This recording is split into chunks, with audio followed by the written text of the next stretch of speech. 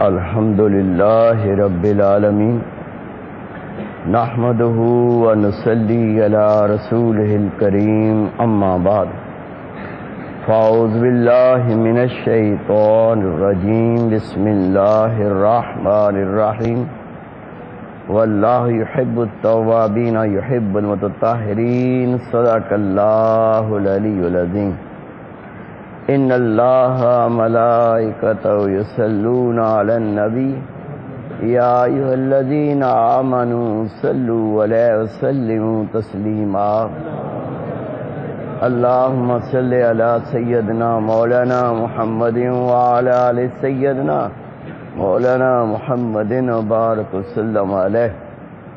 میرے عزیز دوستو، واجہ احترام بزرگو، انتہائی پیارے بیٹو، میری پیاری ماؤں، بہنوں، بیٹیوں، عاجز ناچیز پر تقصیر گناہگار بندے نے آپ کے سامنے اللہ تعالیٰ کے پاک کلام میں سے ایک آیہ کریمہ پڑھنے کا شرف حاصل کیا۔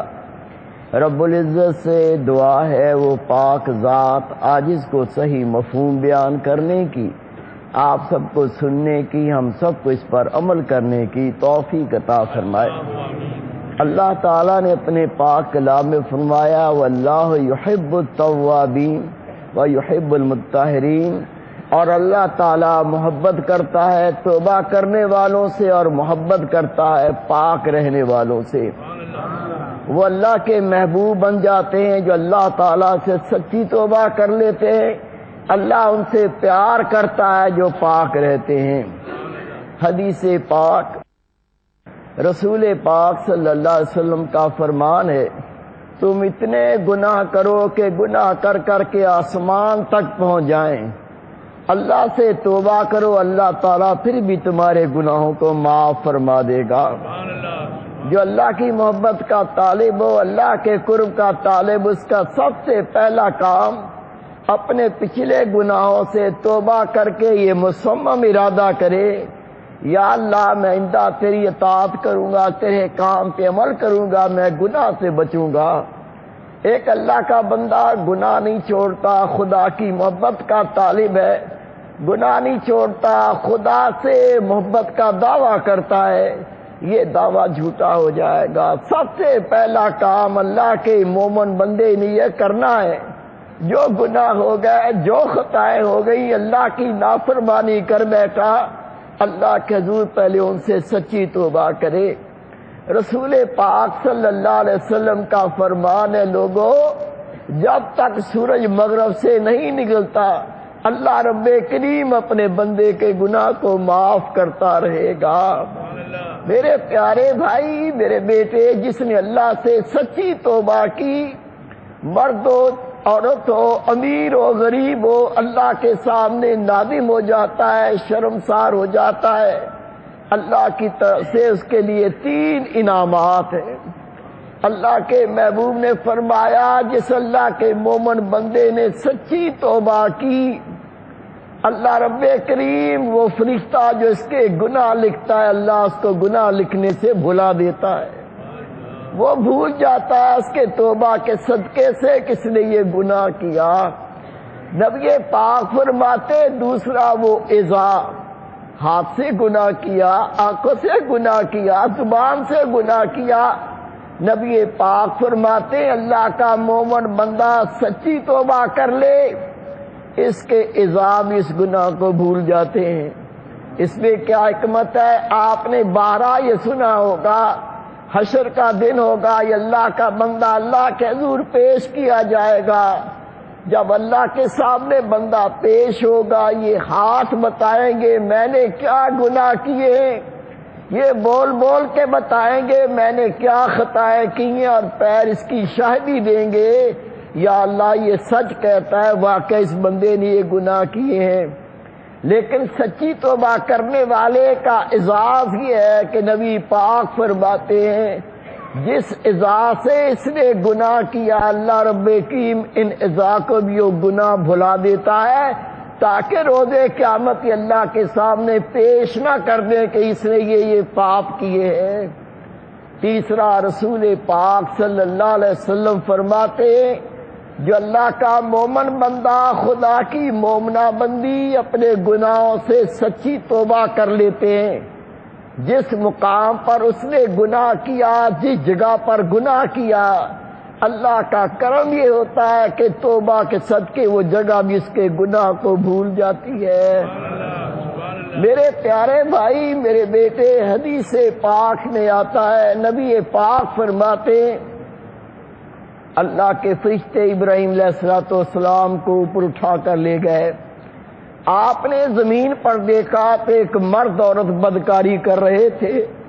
اللہ کے نبی کی غیرت، خدا کے نبی کا حال دیکھ کے برداشت نہ کر سکے، رسول پاک فرماتے دیکھ کے غضب میں آئے، جلال میں آئے، فرمایا یا اللہ یہ تیرے بندے، یہ تیری بندی بدکاری کرتے ہیں، تیری زمین کو ناپاک کرتے، ان کو ہلاک کر دے۔ خدا کے نبی کی زبان سے نکلا، وہ دونوں گرے، ہلاک ہو گئے۔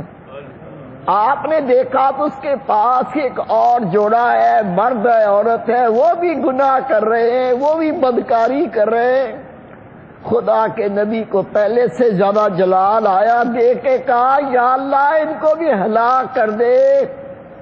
اللہ کی طرف سے آواز آئی ابراہیم صبر کر۔ اے میرے پیارے نبی، تین باتیں ممکن ہیں، ان سے گناہ تو ہو گیا لیکن ہو سکتا ہے میرا خوف انہیں مجبور کر دے کہ اپنے گناہ سے توبہ کر لیں۔ اے میرے نبی یہ بھی ممکن ہے مجھے ان کے حال پہ رحم آ جائے، میں ان کو بخش دوں۔ اے میرے نبی یہ بھی ممکن ہے ان کے صدقے کوئی اولاد پیدا ہو، وہ اولاد میری اطاعت گزار ہو، نیکوکار ہو، اس کے صدقے میں ان کے والدین کو بخش دوں۔ اے نبی میرا نام صبور بھی ہے، اگر میں ہر گناہ پہ بندے کو پکڑوں تو اللہ کا بندہ کوئی قائم رہ ہی نہیں سکتا۔ اللہ رب کریم درگزر کرتا ہے، اللہ تعالیٰ معاف کرتا ہے، لیکن یہ بندہ ہی بد نصیب ہے کہ اللہ کی طرف لوٹ کے نہیں آتا، اپنے گناہ سے توبہ نہیں کرتا، یہ اسی کی بد نصیبی ہے۔